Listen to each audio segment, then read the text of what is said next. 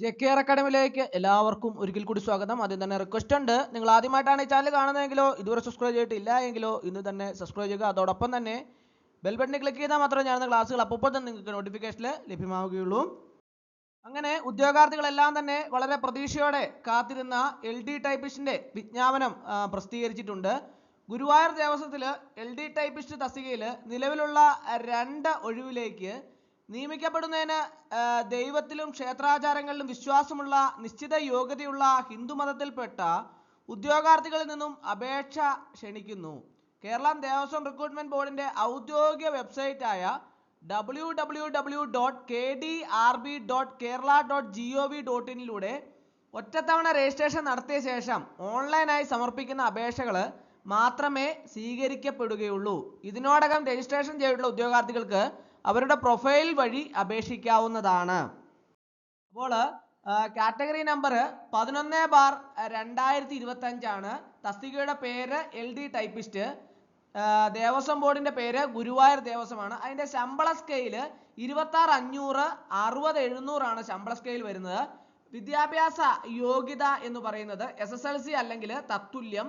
Type റൈറ്റിംഗിൽ Malayalam lower grade KGTE അല്ലെങ്കിൽ MGTE ആണ്.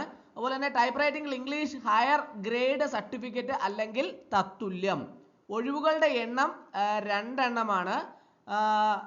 അതിന്റെ ഏജ് ലിമിറ്റ്, ബാക്കിയുള്ള കാര്യങ്ങളെ കുറിച്ചൊക്കെ നമുക്ക് വിശദമായിട്ട് നോക്കാം.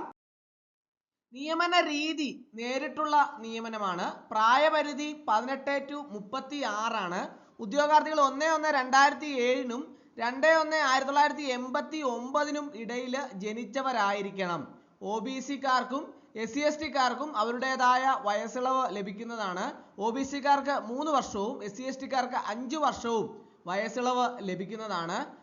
പരീക്ഷാ ഫീസ് 500 രൂപയാണ്. SC-ക്ക് 250 രൂപയും ST-ക്കും 250 രൂപയും OBC-ക്കും 500 രൂപയാണ്. ജനറൽ EWS-ന് 500 രൂപയാണ്.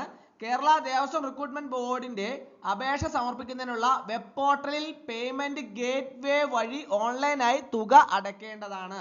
അപ്പോൾ പരീക്ഷാ ഫീസ് ഓൺലൈനായിട്ട് അടയ്ക്കേണ്ടതാണ്. അതുപോലെ തന്നെ നിയമന രീതി നേരിട്ടുള്ള നിയമനമാണ്. അതുകൊണ്ട് തന്നെ അപേക്ഷ സമർപ്പിക്കാൻ യോഗ്യരായിട്ടുള്ള ഉദ്യോഗാർത്ഥികളെല്ലാം തന്നെ കൃത്യമായിട്ട് അപേക്ഷ സമർപ്പിക്കേണ്ടതാണ്.